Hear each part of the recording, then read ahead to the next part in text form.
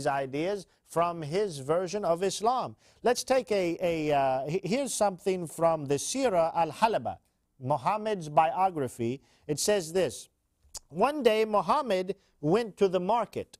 There he found Zuhair, whom he liked. So he hugged him from behind. Zuhair said, "Let go of me. Who are you?"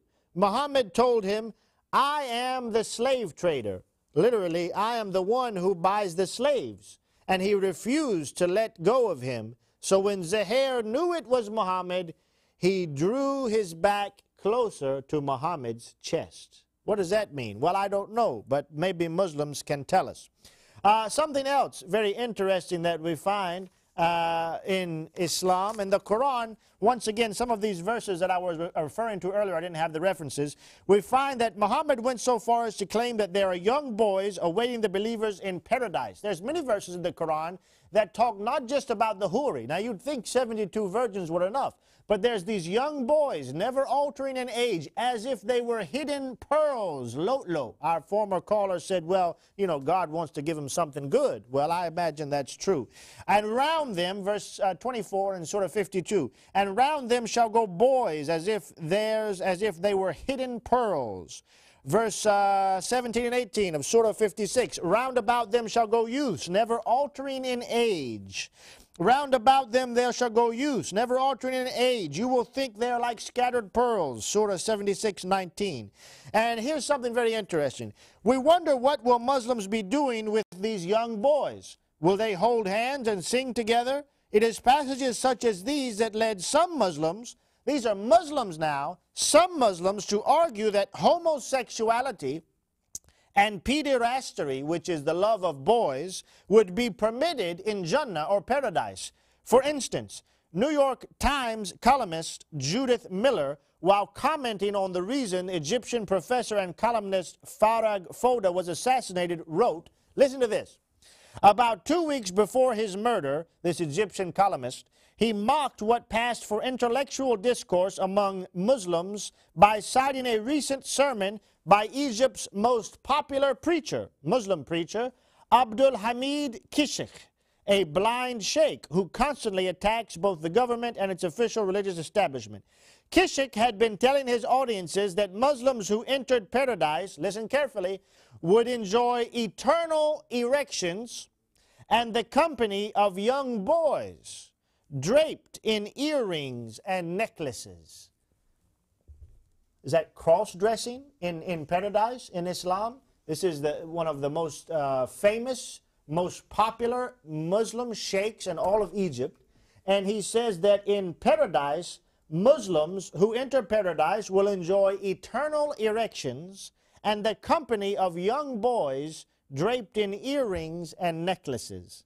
That don't sound like the heaven that I'm going That's to. not the heaven of the Bible, folks. The Bible doesn't talk anything about young boys with necklaces, okay? Nor does it talk about sexual anatomy. What kind of religion is this? You be the judge. Here's the most popular sheikh in Islam, but he didn't just make it up. And what concern, let's see, yes, they said men in paradise would have erections. Some Muslims disagreed with him, and this was their disagreement. They said, yes, they said men in paradise would have erections, but merely protracted erections, not perpetual. Other experts disputed the possibility of pederasty in paradise.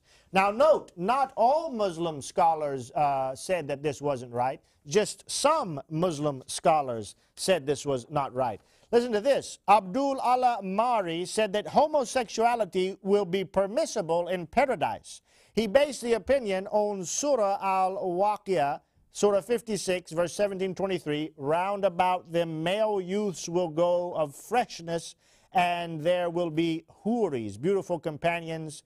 And he says, if wine is prohibited in this world and allowed in paradise, now the Quran teaches very clearly that there will be wine, there's rivers of wine, there's springs of wine. You'll have as much wine as you want in paradise. But in earth, wine is forbidden to the Muslim. Right. So he argues, this is a Muslim scholar, if wine is prohibited in this world and allowed in paradise, the same will happen with homosexuality. This comes from his introduction to Quranic studies.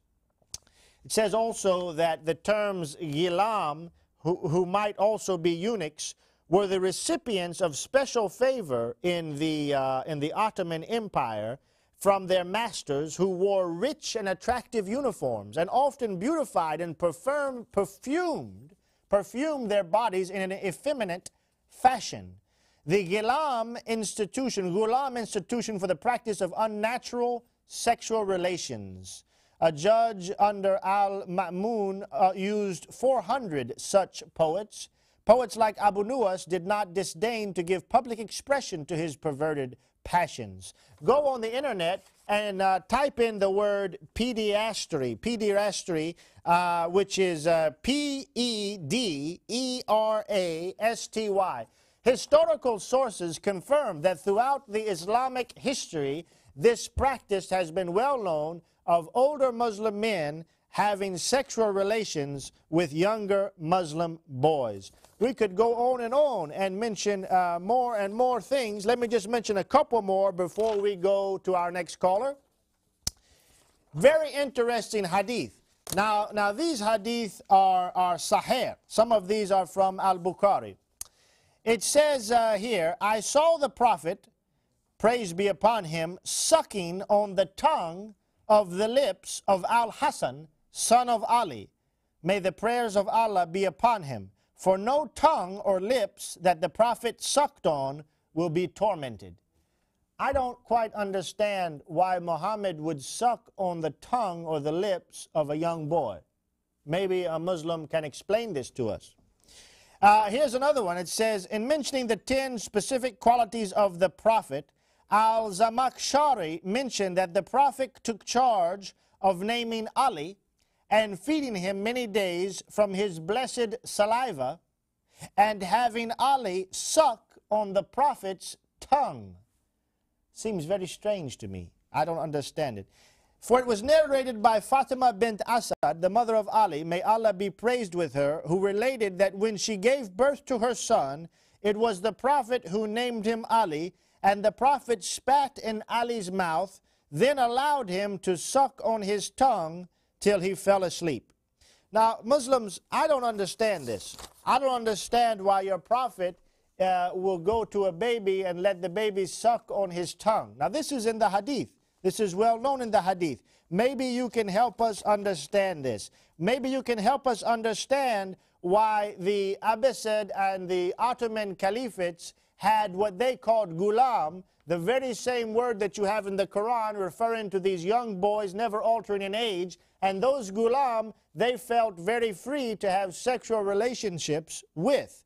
This term, ghulam, the same term that is used in the Quran for these boys that you will have in paradise when you go to heaven, who will be serving you.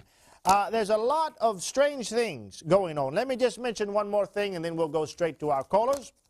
This comes, by the way, from Wikipedia. You go on the internet and type in P-E-D-E-R-A-S-T-Y.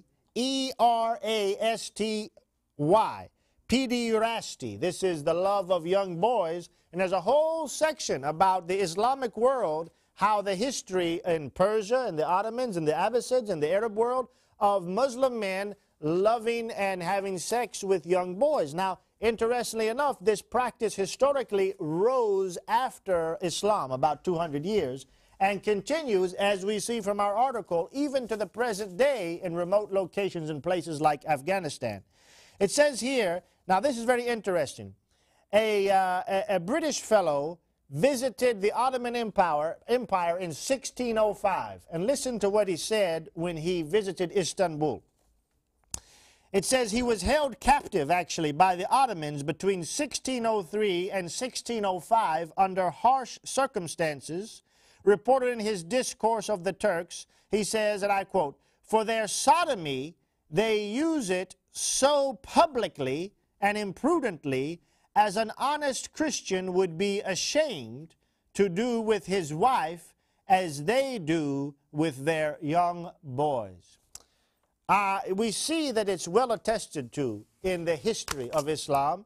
We see that there are hints of this practice in the Quran, in the Hadith, But as our Muslim caller pointed out, it's not an absolutely tight case, but it is curious that the picture that we showed earlier, maybe we can show that picture one more time, of the sheikh, the Shia sheikh, who is kissing the young